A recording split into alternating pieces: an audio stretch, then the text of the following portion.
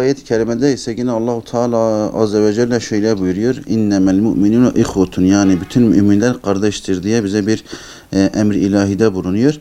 Biz bu ayet-i kerimeden de tüm Müslümanların, bir Rabbe iman eden tüm insanların kardeş olduğunu görüyoruz.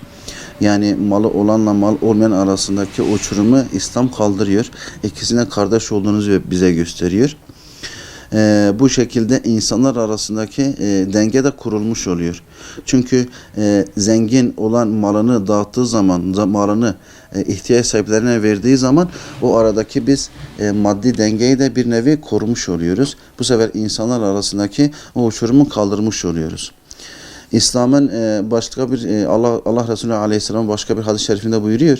Diyor, müminler bir tarağın dişleri gibidirler, eşittirler yani.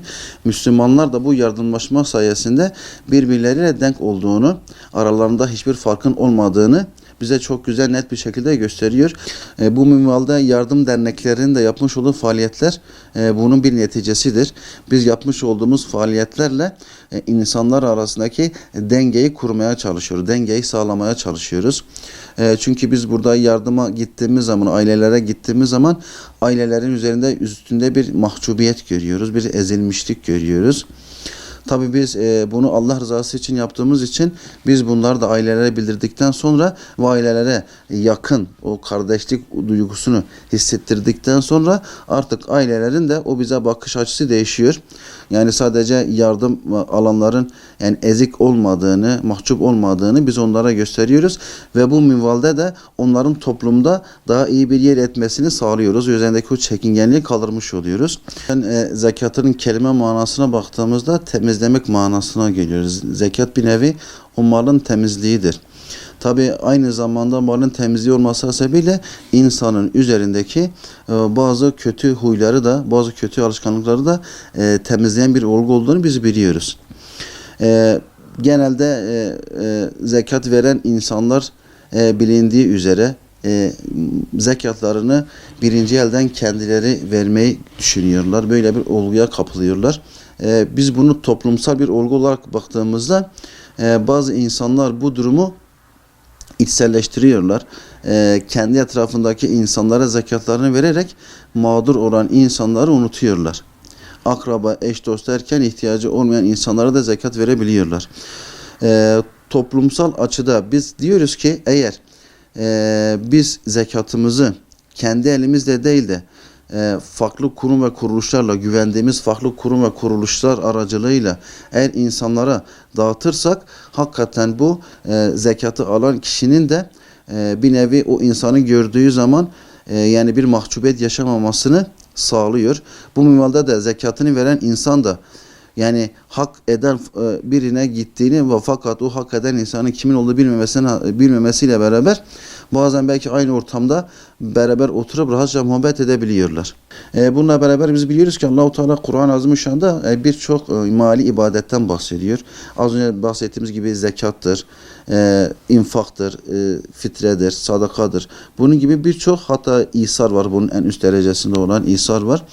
Bunun gibi birçok mali ibadetler var. Biz buradan da anlıyoruz ki yani bu mal kişinin kendine münhasır bir mal değil. Bu dünya hayatının geçimleri için bir metadır. Bu metanın da insanlar arasında eşit dağıtılması gerekiyor. O yüzden İslam bize bu konuda dayanışmayı her zaman ön planda tutmamızı emrediyor. Metanın hiçbir zaman İslam kardeşliğinin, insanın özelliğinin önüne geçmemesini bize gösteren güzel bir olgudur.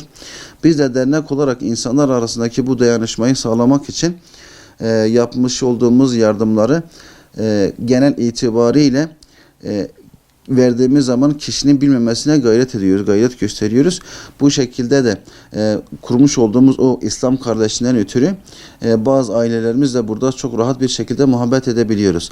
Ama fakat biz bir hayırseverimizi alıp bir mağdur ailemize götürdüğümüz zaman bu mağdur ailemiz bize o kişi zekatını verdiği zaman o insanlar bizi yolda görseler bile yani yüzleri kızarıyor, kafalarını önlerine yiyorlar.